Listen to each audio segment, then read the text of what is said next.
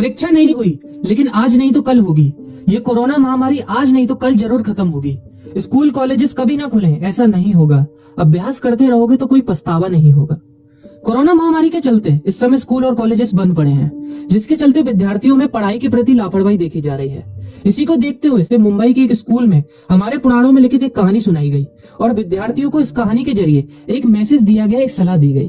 कहानी ये थी कि एक बार भगवान इंद्र किसानों से नाराज हो गए और उन्होंने घोषणा कर दी कि 12 साल तक बारिश नहीं होगी, आप फसलों को नहीं उगा पाएंगे।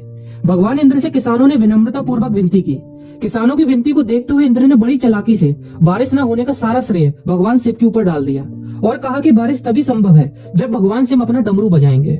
लेकिन इंद्रदेव भगवान शिव के साथ पहले ही गुप्त रूप से चर्चा कर चुके थे और उनसे किसानों के साथ सहमत नहीं होने के लिए भी अनुरोध कर चुके थे। जब किसान भगवान शिव के पास बारिश के लिए विनती करने के लिए गए तो उन्होंने भी कह दिया कि बारिश तभी होगी जब मैं 12 साल बाद अपना डमरू बजाऊंगा। निराश होकर वापस लौटते किसानों ने 12 साल तक इंतजार करने का फैसला किया। लेकिन उनमें से एक किसान वापस लौटकर नियमित रूप से अपना काम कर रहा था, खेती कर रहा था, यहाँ तक कि बीज भी बो रहा था। अन्य किसानों ने यह देखकर उस किसान का मजाक उड़ाना चालू कर दिया।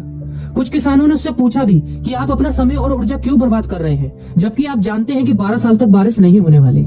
उस किसान ने जवाब दिया कि मुझे पता है कि बारिश के बिना मेरी फसल नहीं आएगी, लेकिन मैं ये सब केवल अभ्यास के रूप में कर रहा हूँ। 12 साल बाद मैं फसलों को उगाने और खेतों में काम करने की प्रतिक्रिया को भूल जाऊंगा। शरीर की काम करने की आदत छूट जाएगी और शरीर आलस का शिकार हो जाएगा। इसलिए मैं अभ्यास करता रहता हूँ कि जब 12 साल बाद बारिश होगी तो मुझे काम करने में मुश्किल नहीं होगी।